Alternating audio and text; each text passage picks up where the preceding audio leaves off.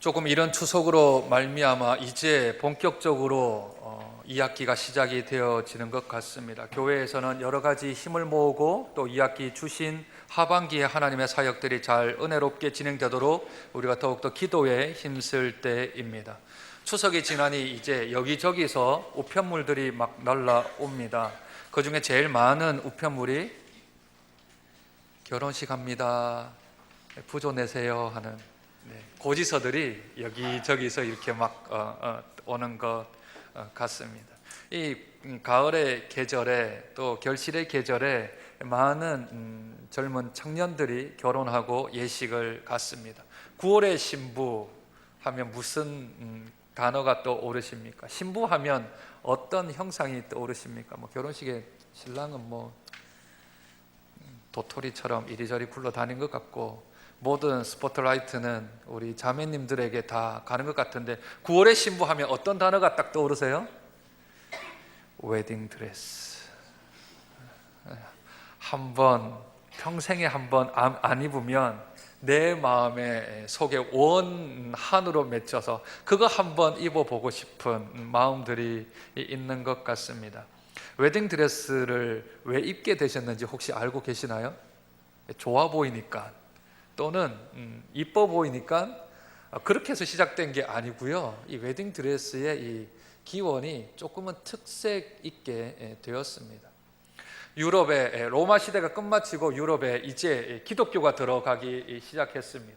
기독교가 들어가자 교회에서 이제 예식을 드리고 결혼식을 하게 되는데 결혼식에서 어떤 옷을 입을 것인가 하고 여러 가지로 궁리하다가 그 당시에 왕족들과 귀족들이 이때까지의 자기들의 살아왔던 삶이 너무나도 부끄럽고 추하고 방탕한 삶을 많이 살았거든요.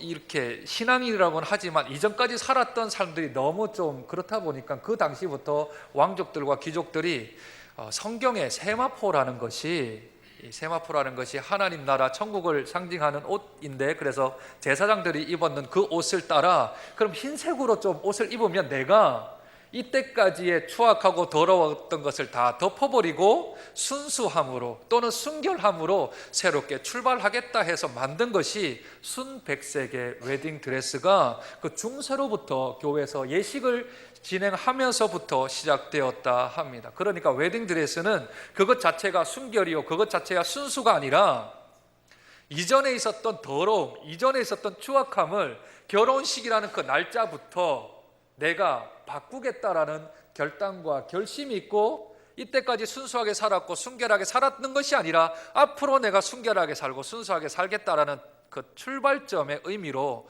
웨딩드레스를 흰색으로 그렇게 입었다 합니다.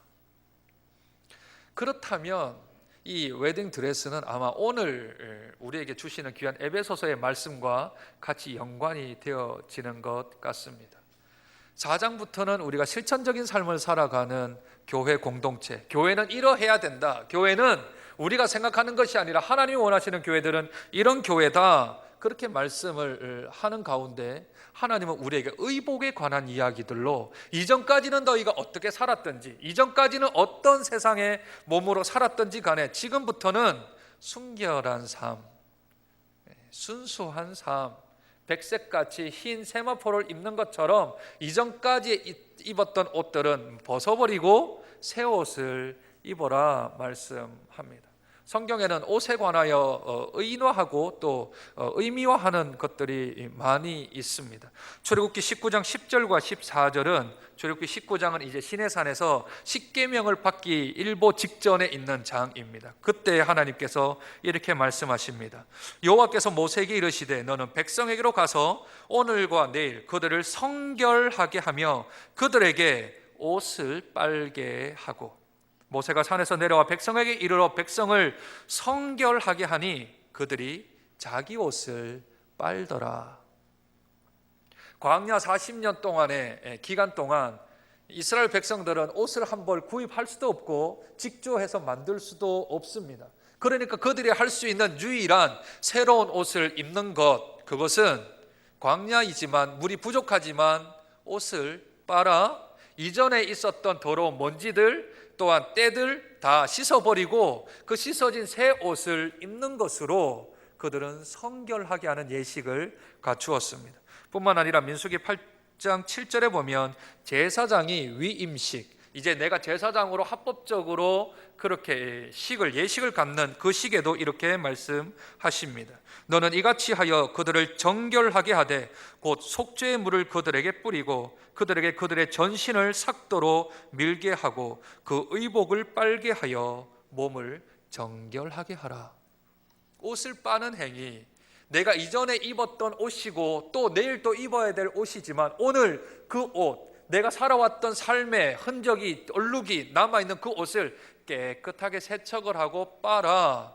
그래서 다시 입음으로 내가 새 출발하는 출발점, 마치 웨딩 드레스처럼 나의 이전의 삶은 벗어버리고 앞으로의 나의 삶은 순수하고 순결하게 살겠습니다라는 증표로 옷을 빨았던 이스라엘 백성. 그런데 오늘 하나님께서는 우리에게 벗을 것과 입을 것에 대하여 말씀하십니다. 오늘 읽었던 본문 22절과 24절을 한 번 더 보시죠. 22절입니다. 너희는 유혹의 욕심을 따라 썩어져가는 구습을 따르는 무엇을 벗어버린다고요? 옛사람을 벗어버립니다. 24절 하나님을 따라 의와 진리의 거룩함으로 지으심을 받은 무엇을 입으라고요? 새 사람을 입으라고요. 벗을 것은 옛사람이고 입을 것은 새 사람입니다. 이것을 옛사람과 새 사람은 어떻게 입고 벗겠습니까? 그렇지만 이것은 구약 때부터 내려왔던 의복에 관한 이것을 의미화하여서 우리에게 말씀하는 겁니다. 그러면 벗어야 할 것들이 무엇입니까? 무엇이 옛사람이고 무엇이 우리를 힘들게 하는 겁니까? 그것은 오늘 본문에 나와 있는 것처럼 유혹의 욕심을 따라 썩어져가는 구습을 따르는 것, 욕심을 따라, 내 욕심을 따라 살아가는 썩어져가는 구습, 썩지 아니하는 것이 아니라 그것은 썩을 수밖에 없는데도 불구하고 내 욕심을 채워나가는 그러한 내 옛사람의 모습. 욕심이 나를 다 지배하는 거죠. 욕심이 잉태되면 죄를 낳고 죄가 장성하면 사망을 낳는다는 것을 알고도 불구하고 내 옛사람의 속성은 욕심을 채워나가는 거죠. 밑 빠진 독에 물을 붓듯이 끝없는 욕심을 채우기 위하여 계속 나의 욕심을 채우기 위하여 물을 붓지만 어쩔 수 없이 내 마음은 공허하고 내 마음은 허탈하고 내 마음은 비어있는 곳으로 되어져 있는 그 욕심, 끝없는 그 욕심, 그 욕심을 살아가는 사람들이 어떤 모습들을 보이는지 오늘 본문 그 앞에 나오는 17절부터 19절까지 우리 옛사람은 어떤 사람인가 지금 말씀해 주고 있습니다. 옛사람은 허망한 것으로 행합니다. 하긴 하는데 그것이 하면, 이루고 나면 허망하고 허탈한 것이지요. 뿐만 아니라 그 마음이 굳어지고 하나님의 생명에서 떠나게 된답니다. 결국 감각이 없는 자가 된다 말씀합니다. 마음이 굳어지면, 심령이 굳어지면 어떤 현상이 일어납니까? 마음이 굳어지는 것은 잘 오지 않습니까? 그러면 우리 육신에 있는 걸 좀 굳어지는 것을 생각해 보죠. 간이 굳어지면 그것을 뭐라 그러죠? 간경화라 그럽니다. 그런데 간경화가 일어나는 것이 우리가 느껴지나요? 간경화가 진행되는 게 전혀 우리에게 피부로 느껴지나요? 아, 지금 간이 1% 지금 굳어지고 있네? 또는 간이 5% 굳어지고 있네? 이런 생각이 드나요? 전혀 들지 않습니다. 간경화가 되어서 얼굴에 황달이 오거나 또는 우리 몸의 현상을 느끼면 벌써 50% 이상 진행된 상태입니다. 간이 굳어지는 걸 우리가 몰라요. 그러나 결국은 죽게 되죠. 심장이 굳어지면 그것을 심경근색 또는 심장이 점차 죽어가는 것을 아는데 처음에는 잘 모릅니다. 피가 흘러나면 우리에게는 출혈이 막도록 혈소판이라는 것이 있어서 우리 피를 굳게 만듭니다. 그런데 그 흘러야 될 피가 멈춰 있고 혈관이 막혀 있고 피가 흐르지 않으면 그 안에서 피가 굳게 되죠. 간이나 심장이나 피가 굳으면 처음에는 느껴지지 않지만 점차 지나면 우리 몸은 죽음으로밖에 달려가는 빠른 발이 있게 되지요. 마치 우리 심령도 똑같다라는 겁니다. 이 마음이 굳어지면, 이 마음에 허망한 것으로 채워져 마음이 굳어져 새로운 하나님께로 나아가지 못하면 우리 심령이 점차 굳어진답니다. 그러면 굳어지는 그 결과는 뭐죠? 간이 굳어지고 있습니다. 심장이 굳어지고 있습니다. 피가 멈춰 굳어지고 있습니다. 이 얘기 들으면 우리들은 덜컥 겁을 먹습니다. 마음에 소망이 없어지고 살 소망이 없어지면 이 마음 안에 희망이 아닌, 소망이 아닌 허망이 찾아오게 되어지죠. 그러면 나는 이제 죽겠구나, 나는 이제 살지 못하겠구나, 그렇게 생각이 들면, 내 생명이 이제 끝났구나라고 생각 들면 그 다음부터는 방탕을 하게 되죠. 이 삶 이제 얼마 남지 않았는데 하며 신경질 또 부리고, 또한 그 생명이 내가 다 되었다고 생각하면 이제 막 살며 사람들한테 욕도 하고 집어 던지기도 하고 세상 모든 것 자포자기하여 그러한 삶으로 나아가게 되어집니다. 그게 우리 인생이라는 거죠. 그게 우리 삶이라는 겁니다. 그게 우리의 옛사람의 모습이라는 겁니다. 세상에 살아가며 내가 옛사람의 모습들은 다 이런 모습으로 살아가는 것이지. 그 삶, 그 옛사람을 지금 하나님께서는 벗어라, 영적으로 감각 없는 자가 되지 말고 감각이 있고 생명을 다시 찾아 그리하여 소망의 닻으로 나아갈 것을 우리에게 요구하시며 그 이전에 있었던 삶을 벗고 새로운 사람을 입어라 합니다. 그런데 왜 하나님이 새 사람이 되라 하지 않고 새 사람을 입으라 했을까요? 새 사람이 되라, 새 사람이 되고 새 사람이 되어서 너희들은 이렇게 살아야 된다라고 말씀하지 않고 왜 옛사람을 벗고 새 사람을 입어라 합니까? 사람의 변화가 아니라 왜 옷을 바꾸는 것을 말씀할까요? 그것은 23절에 우리에게 말씀하는 것처럼 오직 너희의 심령이 새롭게 되었다라고 선포하는 겁니다. 사람은 벌써 새 사람으로 바뀌어졌다라는 거죠. 그러니 새 사람에게 맞는 옷을 입으라는 겁니다. 신분이 예수 그리스도의 그 십자가의 보배로운 피로 말미암아 우리 신분 자체가 바뀌어져 버린 겁니다. 신분이 바뀌어졌으니 신분에 맞게끔 그렇게 행동을 할 것을 우리에게 요구하고 있는 거죠. 너는 신분이 이전에는 네가 회장의 아들인데 지금 너를 잃어버렸다. 어려버릴 때 잃어버려서 네가 자갈치 시장에 가서 생선을 나르고 있었지만 너의 본질, 너의 신분은 회장의 아들이야. 이 큰 기업을 이어가야 될 회장의 아들인데 네가 지금 어릴 때 잃어버려. 네가 자갈치 시장에서 일하고 있지만 다시 너의 본자리로 돌아와라 하며 회장 자리에 지금 앉혀놓은 겁니다. 옛날에 있었던 드라마 이야기입니다. 기억하십니까? 보신 분 계세요? 그런 스토리가 있는데 이것이 기독교인을 설명할 수 있는 아주 좋은 예가 될 것 같았습니다. 아니 자갈치 시장에서 지금 구르마 끌고 생선 몇 박스씩 옮기다가 평생 학교도 안 다니고 그렇게 다녔던 친구가 대기업의 회장 자리에 딱 앉아 있는 겁니다. 어색하기 그지없죠. 옷은 나는 회장이라고 칭함을 받지만 행동 거지는 계속 구루마를 끌고 다니는 모습이 더 편한걸요. 회장 자리에 앉혀놓고 제일 중간 센터에 앉아 놓는 것보다 나는 말석에 앉는 게 훨씬 편하고 짜장면을 입가에 묻혀가면서 먹는 게 편하고 조신 있게 한 가락씩은 절대 못 먹겠는데 그렇게 먹으라고 하니, 음식은 다 먹어야 내 직성에 풀리는데 남기라고 하니 이거 참 살맛 안 나죠. 결국 회장은 다시 자갈치 시장으로 갑니다. 옛날이 편하다, 옛날이 좋다 하고 다시 자갈치 시장으로 갑니다. 결국 조금 있다가 검은 차가 오고 검은 양복 입은 사람들이 오더니 그를 다시 잡아 차에 태워 너는 이렇게 살면 안 돼 하며 다시 데려가 그때부터 제2의 인생이 시작이 되는 거죠. 내가 회장인데, 내가 회장의 직무인데 아무리 이렇게 살아봐도 안 되니까 다시 옛날의 습관들로, 옛날의 속성들로, 내가 가지고 있는 죄성에 가지고 있는 걸로 살려고 노력하는 그 옷을 벗으라는 거죠. 왜요? 너의 신분이 벌써 하나님의 자녀 되었고 하나님을 믿는 사람이 되었고 하나님의 거룩한 백성 되었으니 이제 그 신분에 맞게끔 살아가야 하는 겁니다. 그러니까 우리 삶에서 옛 사람의 모습, 새 사람의 모습, 욕심 가운데 살아가는 것 어떻게 보면 당연한 겁니다.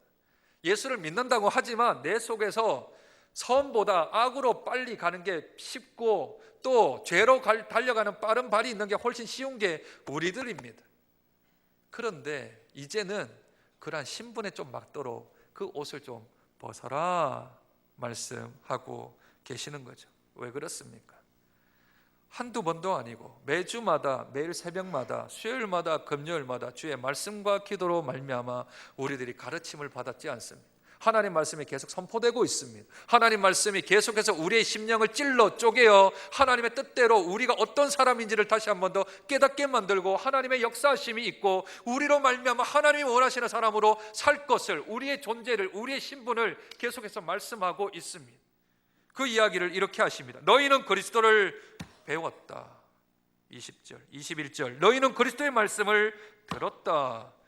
너희는 그 안에서 가르침을 받았다.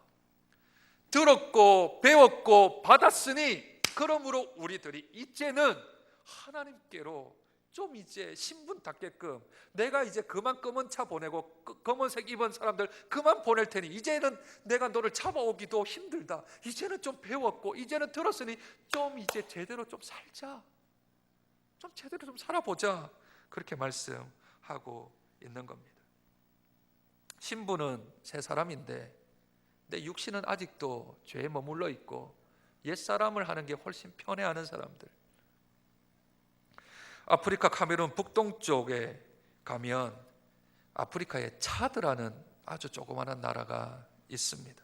이집트 남서쪽에 있고 수단의 서쪽에 있는 그런 나라입니다. 차드에 우리나라의 많은 선교사님들이 우물 프로젝트라 하여서 우물을 참 많이 만들어 주었습니다. 거의 썩어져가는 물을 마시고 거의 구정물을 마시는 아이들 그리고 그 주민들이 얼마나 많은 전염병과 얼마나 많은 이 내적인 병들이 많은지 그 구정물에서 나오는 것들 그냥 염소똥, 닭똥, 소똥 나오는 거 그 물을 그냥 마시는 거죠.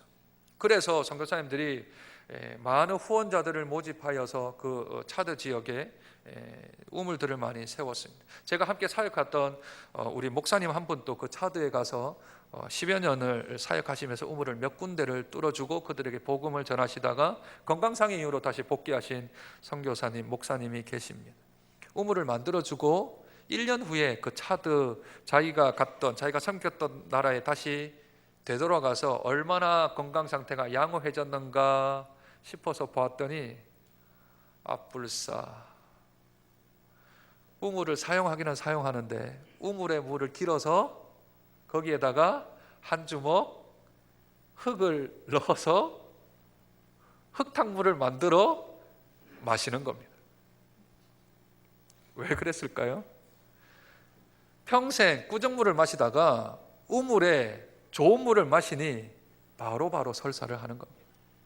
이 장이 그 깨끗한 물의 균들을 감당을 못하고 더러운 물에만 아주 익숙해져 있던 내장들이 깨끗한 물이 들어가니까 그것을 감당을 못하고 먹어도 계속 설사를 하니까 이 물에 뭔가를 좀 타야 되겠다 해서 옛날에 있었던 습성대로 흙 한 주먹을 떠서 그 물에다가 태워서 흙탕물을 만들어 잘 저어서 마셨더니 설사가 없고 배탈이 없는 겁니다. 이거구나. 선교사님이 말을 한마디만 더 해주고 가지 거기에 흙을 좀 섞으세요 이 말을 하고 왔으면 우리가 고생 안 했을 텐데 그 선교사님이 깜빡하고 그냥 갔나 보다 하고 그 말 모든 사람들이 정수된 물에다가 흙을 섞어서 마시고 있더란 거죠. 그 장기가 죄에 찌달려 있는 우리의 모습과 똑같은 겁니다. 우리의 신분은 바뀌었는데 우리의 이 속사정은, 우리의 내부 장기들은 아직도 죄로 달려가는 빠른 발이 있어. 그래서 자꾸 우리의 모습들이 뒤로 자꾸 돌아가려고 하는 모습들이 있는 것이지요. 그래서 하나님께서 옛사람을 벗고 새 사람을 입는 게 뭔지 아주 구체적으로 우리에게 몇 가지를 제시해 주고 있습니다. 그 첫 번째는 25절, 버릴 게 무엇인가 하면 거짓말을 버리라. 입을 것은요, 참된 것을 입고 말하라 그럽니다. 거짓말을 벗고 참된 것을 말하라. 우리 한국에 만연하게 있는 것이 이 거짓 문화입니다. 우리도 모르게 거짓말이 이 몸에 배어 있습니다. 한 번은 제가 신방을 갔는데, 우리 교회 아닙니다. 우리 교회는 지금 약속된 신방은 지금 대신방이 처음이니까 이전에 있었던 교회에 신방을 갔는데, 그냥 지나가다가 다른 집 신방하고 그 다음 집 신방하는 중간에 성도집이 있길래 그냥 지나가기가 못해서 안부라도 물으려고 찾아갔습니다. 그래서 띵동 하고 눌렀더니 아이가 나옵니다. 누구세요? 그러길래 교회 목사야. 그랬더니 엄마 목사님이래. 엄마 없다 그래. 목사를 만나기 싫어서가 아니라 집에 준비가 안 된 거죠. 집에 그냥 들어가면 안 되는 무언가들이 있어서 다 들리는데 그렇게 얘기하면 엄마 없다 그래 이러는 거예요. 그랬더니 알았어, 엄마 없다 그럴게 하고 나와가지고 엄마 없어요. 그래 없구나 하고는 간 거죠. 물론 이것은 참된 선을 위한 거짓말일 수 있습니다. 근데 그게 전혀 우리에게는 죄의식이 없이 그냥 그렇게 속임이, 거짓이 우리 몸에 좀 배어 있습니다. 조그만한 것은 그냥 넘어가도 괜찮다 하는 것이 우리 몸 안에 이렇게 박혀 있습니다. 그런데 하나님께서 말씀하십니다. 그것은 옛사람의 습관이다. 거짓을 벗어버리고 참된 것, 옳은 것, 의로운 것을 입어라 하시며 우리에게 참된 것을 입으라 말하십니다. 사단은 자꾸 우리에게 거짓말을 시킵니다. 바늘 도둑이 소 도둑 된다고 거짓말도 하다 보면 자꾸 늡니다. 언제 거짓말 합니까? 언제 우리가 거짓된 말을 할까요? 욕심이 많으면 그 욕심을 채우기 위해서 거짓말을 합니다. 열등의식이 생기면 비굴해지고 자기도 모르는 사이에 거짓말을 하게 되어집니다. 우리 집에도 금송아지 있다고! 없는데 열등의식 느끼면 갑자기 자기의 신분이 바뀝니다. 제가 학적 조사는 안 해봤지만 왜 그렇게 미국에 가면 스카이대 나오신 분들이 많은지 모르겠습니다. 다 스카이대입니다. 다 서울대, 연대, 고대 나오셨습니다. 그런 분들이 너무 많으십니다. 그래서 제가 동문회를 한번 열어볼까 싶습니다. 그러면 과연 몇 분이나 오시는지, 학적 조사는 아닌데 왜 그렇습니까? 이민사회에서 백인들에게 치이고 흑인들에게 치이고 영어 안 되고 삶은 어렵고 열등의식을 느끼니 거짓말을 하게 되는 겁니다. 나 명문대 나왔다, 이것으로 다른 사람들 앞에 기죽지 않으려고 거짓말을 하게 되는 거죠. 교만할 때, 내가 남보다 잘났다고 착각할 때 거짓말하게 되지요. 습관적으로 거짓말하는 사람들도 있습니다. 아예 그냥 말하면 뻥입니다. 말하면 뻥치네 하는 사람, 그냥 습관적으로 거짓말을 할 때도 있습니다. 또는 말을 강조하려고 내가 하는 말이 진짜야 참이야 하면서 그 참된 것을 말하려고 거짓을 가지고 와 그것을 더 강조해서 이게 확실하다니까 하며 강조할 때도 있습니다. 사단이 자꾸 우리들을 속이라, 거짓말해라 유혹합니다. 그러나 새 사람을 입은 사람들은 거짓을 버리고 참된 말을 해야 합니다. 밖에서 얘기한 얘기는 아내에게도 얘기할 수 있어야 됩니다. 그렇습니까? 아내에게 얘기를 할 수 있으면 밖에서도 얘기해야 됩니다. 어제 저는 이상한 말을 들었습니다. 아내 앉히고 남편 앉아서 제3자 대질하자, 이런 얘기를 들었습니다. 그죠? 제2남전도에 대질시키자, 누구 말이 맞는지 누가 먼저 저 사람을 좋아했는지 대질시키자. 저 사람이 따라왔다 그러고 이 사람은 저 사람이 따라왔다 그러고 서로가 따라왔다니까 먼저 대질시켜서 말해보자. 물론 농담으로 얘기를 했습니다. 그러나 내가 이 사람한테 이렇게 얘기할 수 있으면 저 사람한테도 똑같이 저렇게 얘기할 수 있어야 합니다. 그게 참된 겁니다. 이 사람한테는 이렇게 얘기하고 저 사람한테는 저렇게 얘기하는 건 거짓입니다. 상황에 따라서 말을 바꿀 수는 없습니다. 차라리 말이 어려우면 침묵하는 것이 훨씬 더 도움이 될 수도 있습니다. 참된 것을 해야 합니다.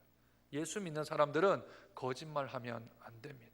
하나님이 보시고 있고 우리 안에 계신 성령님이 우십니다.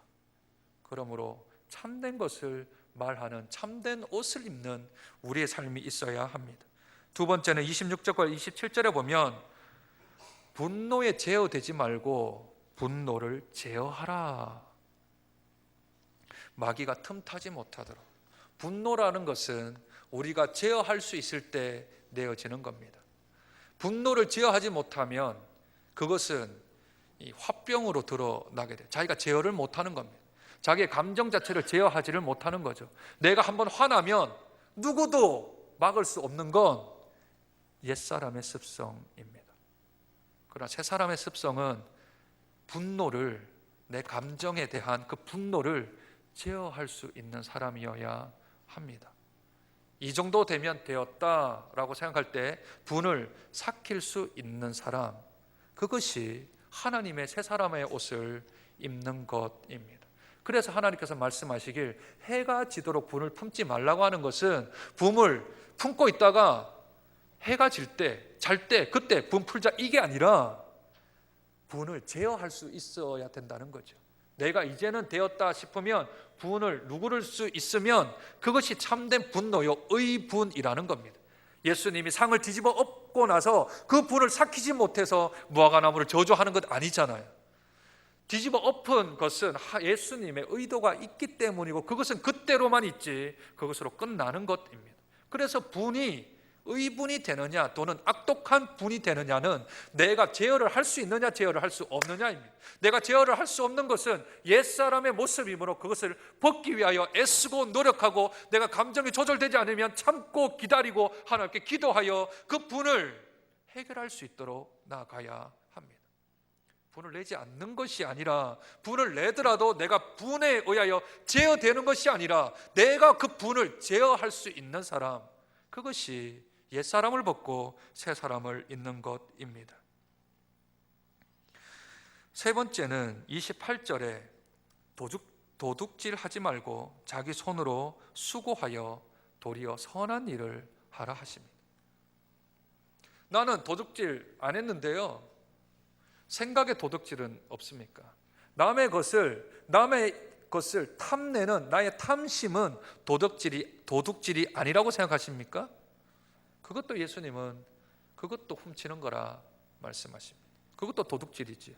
내 생각으로 벌써 탐했는데요.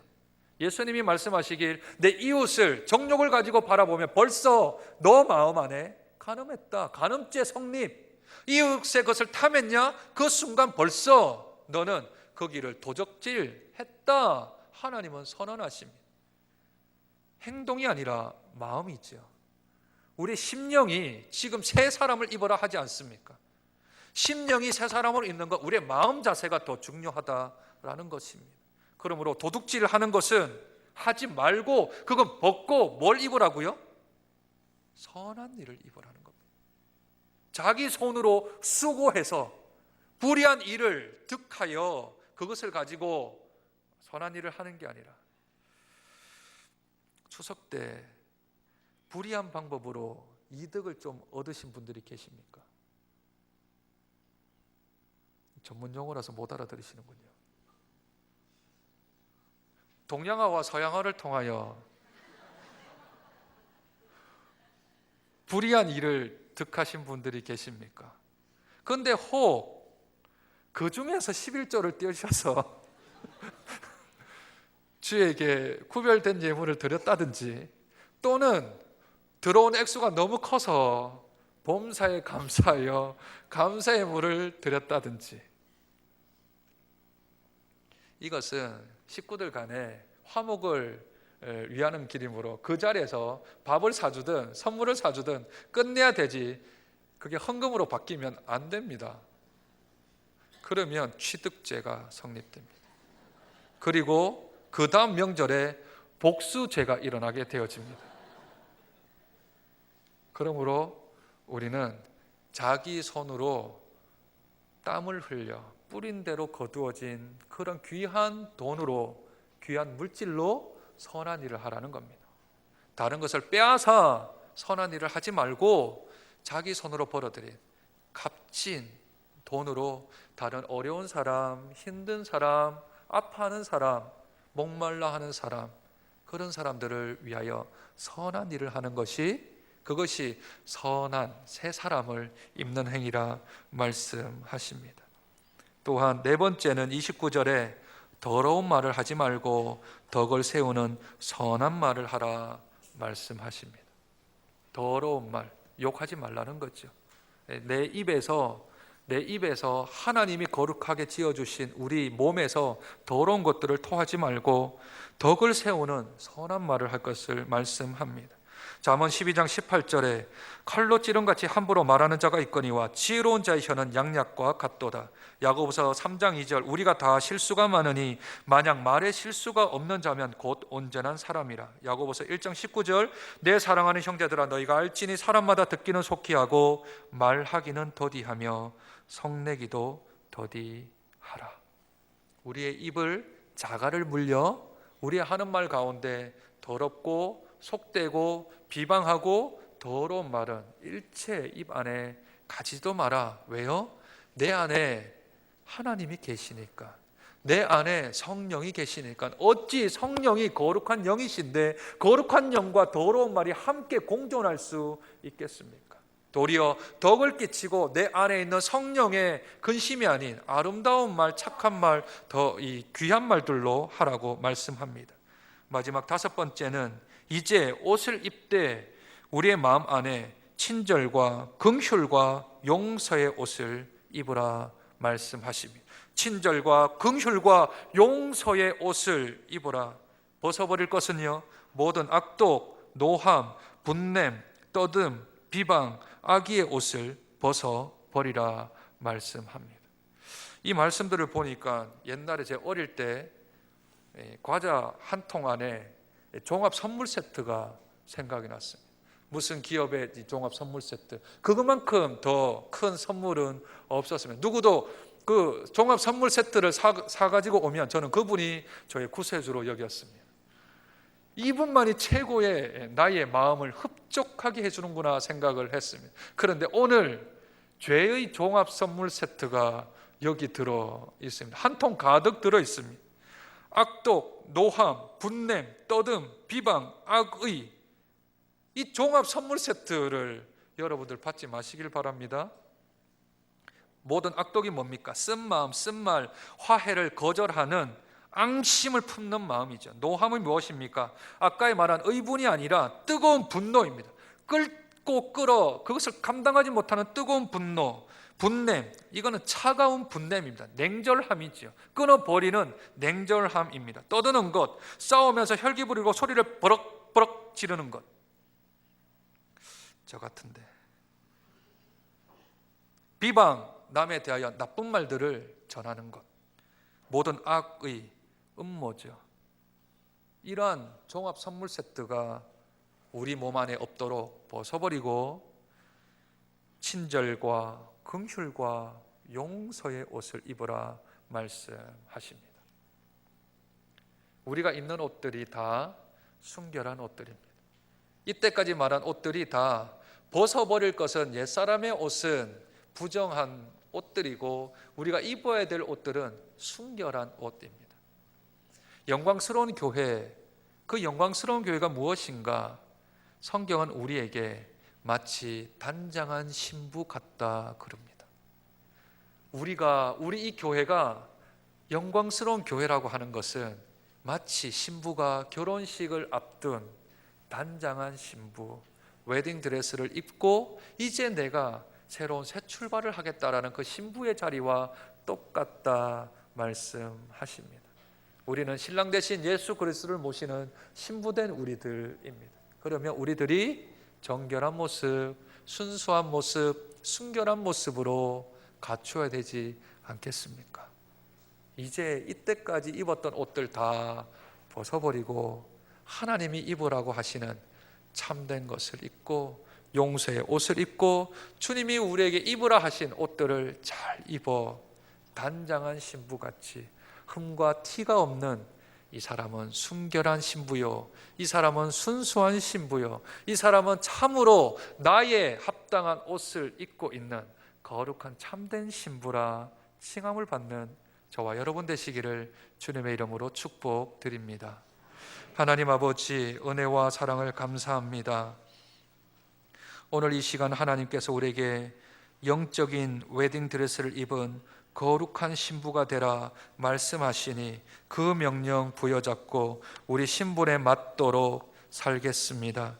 참된 것을 말하고 분노를 제어하고 자기 손으로 수고하여 선한 일을 하고 덕을 세우는 선한 말을 하며 친절과 긍휼과 용서의 옷을 입고 옛사람의 모든 옷들은 벗어버리는 하나님의 거룩한 신부가 될 수 있도록 저희들을 붙들어 주옵소서. 우리의 말에 거짓이 있거나 우리의 행동에 바르지 못함이 있다면, 그렇다면 그 자리에서 말씀 생각나게 하셔서 돌아서게 도와주시고 멈추게 도와주시고 다시 한 번 더 기도하게 하시고 인내하게 하시고 또한 하나님 앞에 간구하여 우리의 모습이 하나님의 단장한 신부의 모습으로 변화될 수 있도록 인도하시고 축복하여 주옵소서.